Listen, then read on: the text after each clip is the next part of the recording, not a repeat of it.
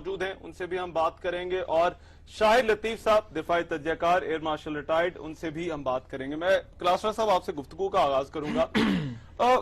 ستاج عزیز صاحب کی ملاقات ہوتی ہے, وزیر اعظم کی ملاقات ہوتی ہے, بھارتی جارحیت کے حوالے سے تحفظات وزیر اعظم بھی بتاتے ہیں, ستاج عزیز بھی بتاتے ہیں. کیا واقعی امریکہ کا کوئی کردار ہو سکتا ہے, بھارت کو انفلوئنس کر سکتا ہے امریکہ؟ تاریخی طور پر دیکھا جائے تو آپ کا سوال بالکل ٹھیک ہے اور جائز بھی ہے, اور اس امریکہ کا اس میں رول رہا بھی ہے. اور بہت سارے موقع ایسے تھے جب پاکستان اور انڈیا کی یہ جنگ تقریباً ہوتے ہوتے رہ گئی. 3-4 آپ کو مثالیں بھی دوں گا جب امریکنز نے اپنا رول ادا کیا اور بڑا افیکٹولی رول ادا کیا, اور پاکستان اور انڈیا کو انہوں نے بیک فٹ پہ لے کے کہ سب سے بڑی آپ کو یاد ہوگی کہ جب اس میں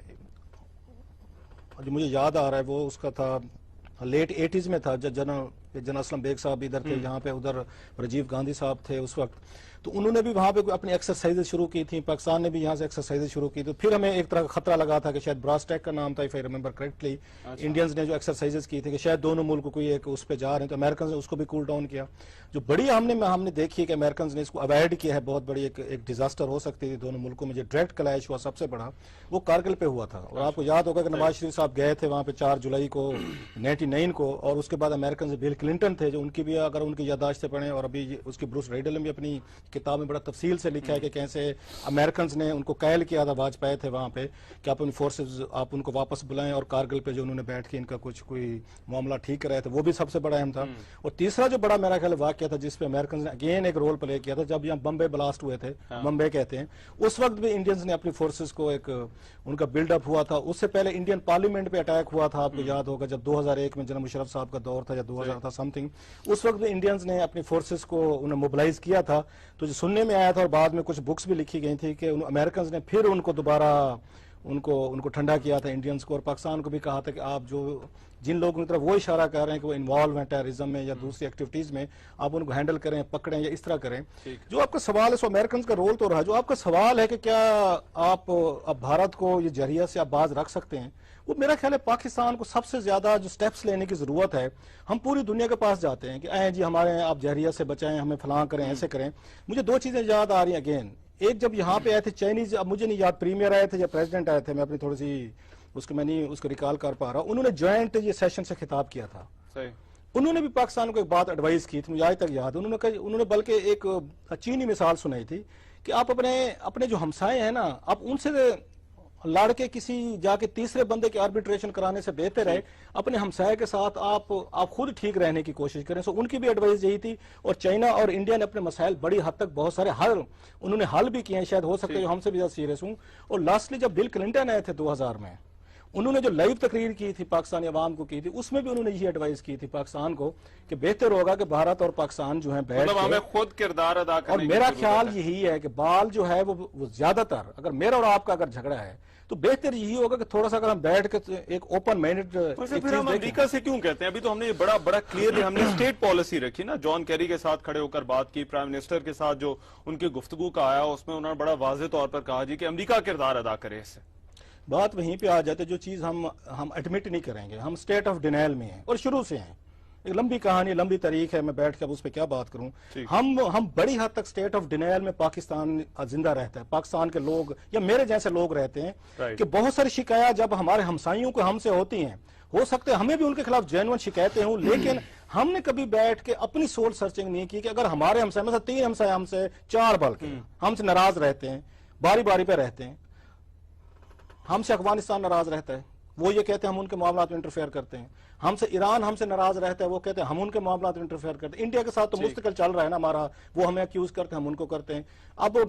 چائنا بھی کہتے ہیں شانکنگ ہم صوبے کے حوالے سے موومنٹ ہے کہ پاکستان کے بہت سارے وہاں پہ لوگ تھے کہ ایسے ان کو رشینز کو بھی ہم سے شکایات ہیں کہ وہاں ان کو چیچنز کو دیکھیں وہاں پہ بلاسٹ ہوئے. سو پوری دنیا کو جب ہم سے شکایتیں پیدا ہونا شروع ہو جاتی ہیں, ہم مان لیتے ہیں جی ہم بڑے اچھے ہیں, لیکن کسی نہ کسی حد پہ ہمیں بھی سوچنا چاہیے کہ یہ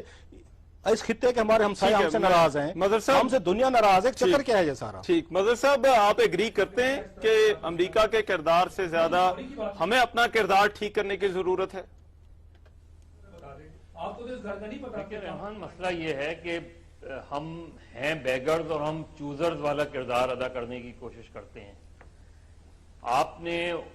قیام پاکستان کے 2 سال بعد ہی آپ نے یہ فیصلہ کر لیا کہ آپ امریکی بلاک کا حصہ رہیں گے، اور اسی میں پہلے ہی میں 1950 میں ہی آپ نے کوئی 4 ایگریمنٹس امریکہ سے کر ڈالے، ٹھیک، اور اس کے بعد آپ نے باقی سارے بلاکس جو ہے وہ کلوز کر دیے، اور وہ چیز آج تک چلی آ رہی ہے، اور کبھی بھی آپ نے اپنے آپ کو ڈیولپ کرنے کی کسی بھی طریقے سے اس پوزیشن پہ لانے کی کوشش نہیں کی کہ آپ کہہ سکیں کہ نہیں میں چوز کروں گا، تو آپ نے اپنی وہ چوائس ہی ختم کر دی کہ آپ چوزرز ہیں۔ تو جب میں چوزرز نہیں ہوں تو بیگرز کا جو حشر ہوتا ہے وہی آپ کا حشر ہے اس وقت۔ اگر آپ اس کے مقابلے میں یہ باتیں کہتی ہوئی اچھی نہیں لگتی، کیونکہ بینگ اے پاکستانی، لیکن بدقسمتی سے وہ میرے لیے بہت شرمندگی کا دن تھا جب ہلری کلنٹن نے پاکستان میں یہ کہا، اور میڈیا سے گفتگو کرتے ہوئے جب ہمارے کچھ ساتھیوں نے ان کو بہت تنقید کا نشانہ بنایا، تو انہوں نے کہا آپ نہ لیں مجھ سے، آپ امریکہ سے امداد کیوں لیتے ہیں؟ آپ نہیں لیں، آپ اپنے پیروں پہ کھڑے ہوں۔ اس کا کوئی جواب نہیں تھا ہمارے پاس، اس لیے کہ ہم نے کبھی یہ کوشش ہی نہیں کی کہ اپنے پیروں پہ کھڑا ہو سکیں۔ ہم نے کبھی بھی ایک خود مختار، ایک خوددار قوم بننے کی کوشش ہی نہیں کی ہے۔ سر مظہر صاحب، اگر امداد کے حوالے سے تو ایک اور چیز آتی ہے، مگر اگر ہم یہی انڈین کانٹیکسٹ میں اگر بات کریں اور جو کچھ بارڈر پر ہو رہا ہے اس کانٹیکسٹ میں امداد کے حوالے سے ٹھیک ہے، آپ کا پوائنٹ بڑا ویلڈ ہو سکتا ہے، مگر جو انڈین ایگریشن ہے کیا اس کے لیے بھی ہمیں اسی طرح سے امریکہ کی ضرورت ہے؟ دیکھیے مسئلہ یہ کہ آپ اگر انڈین ایگریشن نہیں ہے تو کوئی تو آپ ارد گرد میں آپ دیکھیں گے نا کہ کوئی تو ملک اگر ایگریشن کا جواب ہم فرض کریں ایگریشن سے دیتے ہیں تو انڈیا کے ساتھ تو 4 ملک آ کے کھڑے ہو جائیں گے، آپ کے ساتھ کون آ کے کھڑا ہوگا؟ حتیٰ تو یہ ہے کہ آپ کے ساتھ عرب کنٹریز آ کے نہیں کھڑی ہوتی، آپ کے ساتھ اسلامی بلاک آ کے نہیں کھڑا ہوتا، آپ کے ساتھ آپ مجھے بتائیں کہ کشمیر کے مسئلے پہ کیا پوزیشن رہی ہے اسلامک بلاک کی؟ کس نے آپ کی اقوام متحدہ میں آپ کے ساتھ آ کے کھڑے ہوئے ہیں؟ ہمارا کیس ڈپلومیٹکلی بھی کمزور ہو جاتا ہے اور ہمارا کیس ادروائز بھی کمزور ہو جاتا ہے۔ تو ہمیں سب سے پہلے اپنی پوزیشنز کو دیکھنی چاہیے کہ جب میں امریکی کسی بھی عہدیدار سے یہ بات کرتا ہوں تو کیا میں اس پوزیشن میں ہوں کہ میں وہ بات کر سکوں؟ آپ کو کسی سے لڑنے کی ضرورت نہیں ہے، لیکن ہم نے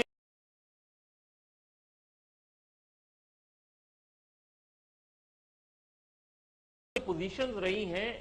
چاہے انڈیا اس لیے ایک بدمست ہاتھی کا کردار ادا کر رہا ہے کیونکہ اب اس کو وائٹ ایلیفنٹ کی بھی سپورٹ حاصل ہے، اس کو سوویت یونین کی بھی سپورٹ حاصل ہے، چائنا کے تعلقات بھی اس کے ساتھ کوئی بہت خراب نہیں ہیں، عرب دنیا کے ساتھ بھی اس کے تعلقات کوئی خراب نہیں ہیں، اسرائیل کے ساتھ بھی اس کے بڑے اچھے تعلقات ہیں۔ جب آپ اپنی طرف دیکھتے ہیں تو آپ کے تعلقات ایران سے بھی آپ کی کشیدگی ہے، چین بھی بعض اوقات آپ سے سوالات کرتا ہے، امریکہ بھی آپ کے مقابلے میں ہندوستان کو پریفر کرتا ہے۔ تو ہمیں اپنی پوزیشن پہ، اور ہماری پوزیشن اس لیے کمزور ہوئی ہے کیونکہ ہم اپنے پیروں پہ کبھی کھڑا ہونا سیکھا ہی نہیں، ہم نے میں کبھی اپنے آپ کو اکنامکلی بہتر ہی نہیں کیا۔ ٹھیک ہے، اچھا، میں شاہد لطیف